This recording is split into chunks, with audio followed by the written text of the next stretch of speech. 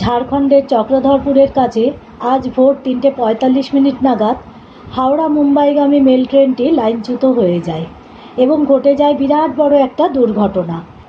এই দুর্ঘটনার জেরে বাতিল হয়ে গেছে একাধিক ট্রেন, বেশ কয়েকটি ট্রেনকে ঘুরপথে নিয়ে আসা হচ্ছে এবং বেশ কয়েকটি ট্রেনের সময়কেও পরিবর্তন করা হয়েছে। রাজা খারসওয়ান এবং বড়াবাম্বু স্টেশনের মাঝে ঘটে এই রেল দুর্ঘটনা।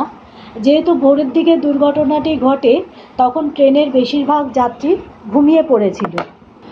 হাওড়া মুম্বাইগামী ট্রেনটি অ্যাক্সিডেন্ট হওয়ার পর তদন্তে উঠে আসে ডাউন লাইনে মালগাড়ি আগে থেকেই লাইনচ্যুত হয়েছিল।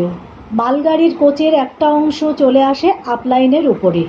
মালগাড়ি বেলাইন হওয়ার কারণে ক্ষতিগ্রস্ত হয়েছিল ওই আপলাইনটিও, আর এই আপলাইন দিয়ে যাচ্ছিল মুম্বাইগামী ট্রেনটি।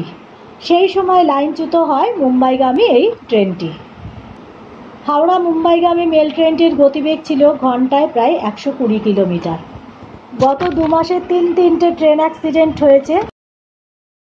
পরপর এইভাবে দুর্ঘটনা ঘটায় প্রশ্ন উঠেছে রেলের যাত্রী নিরাপত্তা নিয়ে।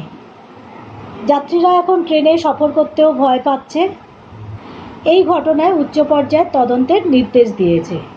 হাওড়া মুম্বাইগামী ট্রেন অ্যাক্সিডেন্টের ঘটনায় এখনও পর্যন্ত ২ জনের মৃত্যুর খবর পাওয়া গেছে এবং ২০ জন আহত হয়েছে। দ্রুতগতিতে চলছে উদ্ধার কাজ এবং রেলের তরফ থেকে হেল্পলাইনও খোলা হয়েছে।